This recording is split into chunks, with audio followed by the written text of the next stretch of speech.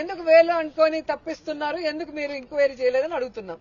ఆ విషయాన్ని social media ద్వారా మేము ప్రెస్సుల్లో గ్రూపుల్లో పెడితే ఈ రోజు కొత్త లైన్ తీసుకున్నారు. ఈ కేసులోకి మా కౌన్సిలర్లు 2 పేర్లు పెట్టి వీళ్ళు కూడా ఈ ఇసుక మాఫియాలో ఉన్నారు అని చెప్పడం ఎంత సిగ్గుచేటో ఒకసారి మీరు ఆలోచించండి.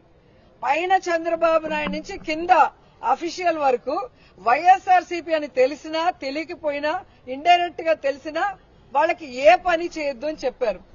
మంచి పనే చేయనివ్వని చంద్రబాబు నాయుడు లోకేష్ ఇలా ఇసుక దందా చేసుకుంటూ సంపాదించుకుంటుంటే వైఎస్ఆర్సీపీ వాళ్ళు వదిలేస్తారా?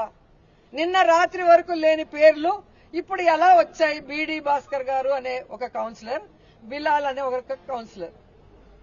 ఈరోజు ఆ పట్టుకున్న వాళ్ళు ఎవరైతే ఉన్నారో ఆ తమిళనాడు పిల్లాడు ఈ పేర్లు చెప్పాడు అంటారు. ఆ పిల్లాడు ఫోన్ లో వీళ్ళ నంబర్లు ఉన్నాయి అంటారు.